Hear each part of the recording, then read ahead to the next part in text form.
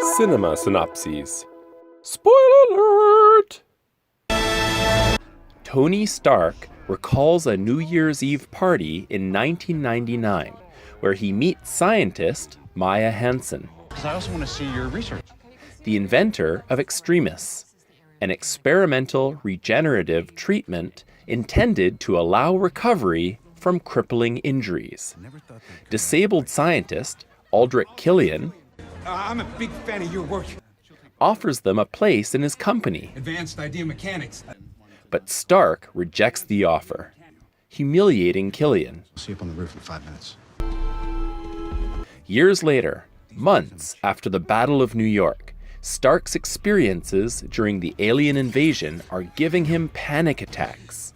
You've experienced a severe anxiety attack.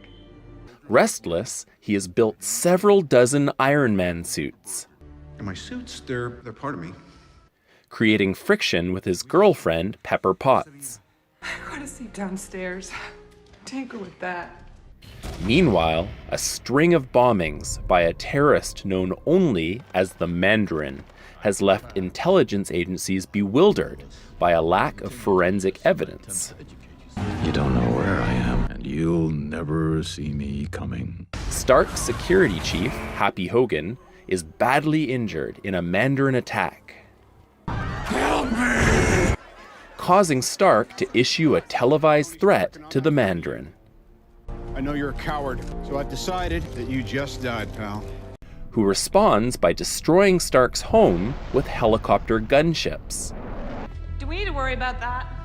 Hansen, Old botanist, pal. who came to warn Stark, survives the attack along with Potts. Stark escapes in an Iron Man suit, which his artificial intelligence, Jarvis, pilots to rural Tennessee. I just stole a poncho from a wooden Indian. Following a flight plan from Stark's investigation into the Mandarin. I think I may be malfunctioning, sir. Stark's experimental armor lacks sufficient power to return to California, I actually think I need to sleep now, sir. and the world believes him dead. Technically, you're dead.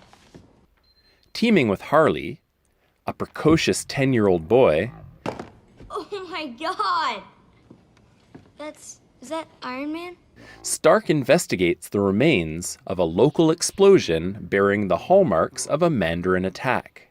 He discovers the bombings were triggered by soldiers subjected to Extremis, which at this stage of development caused certain subjects to explosively reject the treatment. Then he blew himself up, right here.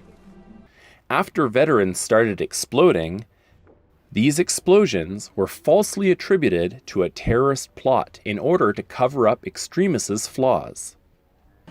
Mrs. Davis, your son didn't kill himself. Stark witnesses Extremis firsthand when Mandarin agents Brent and Savin attack him. You walked right into this one. I've dated hotter chicks than you. Killian has manipulated American intelligence agencies regarding the Mandarin's location, Sir, we tracked the broadcast signal.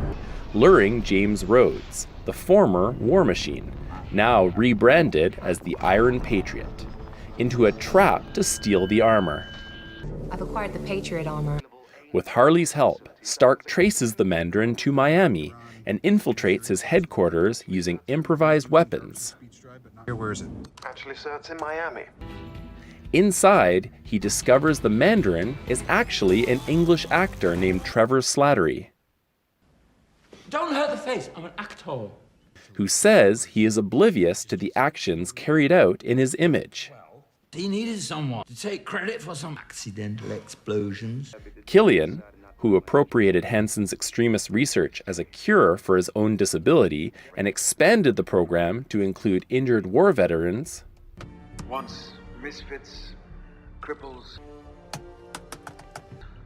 You are the next iteration of human evolution.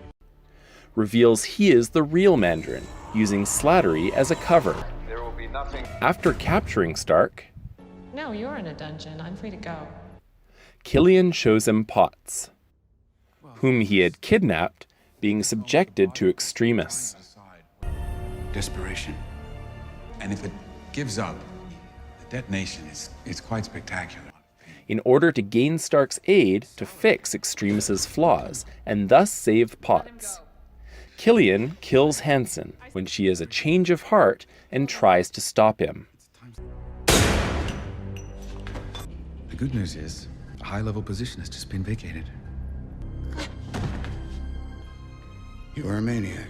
Stark escapes and reunites with Rhodes. This is the Mandarin? It's embarrassing. Discovering that Killian intends to attack President Ellis aboard Air Force One. They're using the Iron Patriot as a Trojan horse. Stark saves some surviving passengers and crew, but cannot stop Killian from abducting Ellis and destroying Air Force One. See? Remember that game called Barrel of Monkeys? That's what we're gonna do. They trace Killian to an impounded, damaged oil tanker. Welcome aboard, Mr. President. Where Killian intends to kill Ellis on live television. The vice president will become a puppet leader, following Killian's orders in exchange for Extremis to cure his young daughter's disability.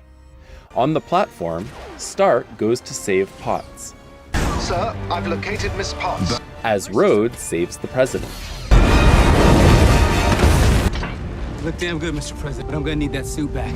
The house party protocol, sir? Stark summons his Iron Man suits, controlled remotely by Jarvis, to provide air support. Rhodes secures the president and takes him to safety, while Stark discovers Potts has survived the Extremis procedure. I got you. Relax. However, before he can save her, I'll catch you, I promise. a rig collapses around them and she falls to her apparent death.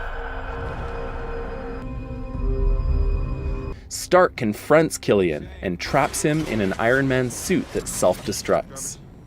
Do me a favor and blow Mark 42. But fails to kill him. I am the Mandarin! Potts, whose Extremis powers allowed her to survive her fall, intervenes and kills Killian. Oh my god. That was really violent.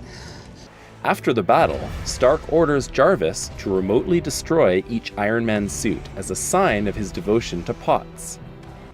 The clean slate protocol, sir?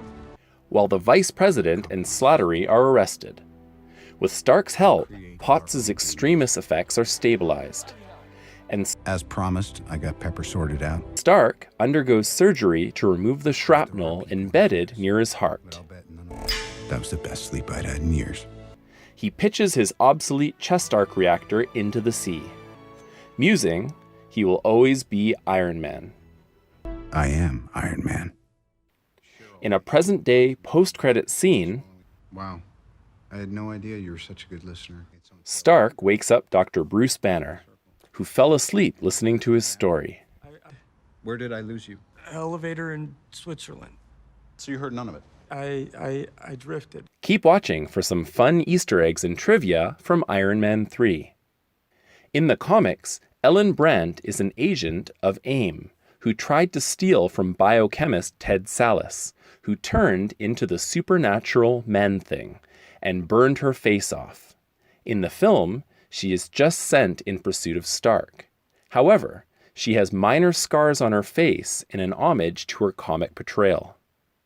When Maya, Tony, and Pepper are discussing the huge stuffed bunny in the living room, Tony has hung a stocking for his Jarvis.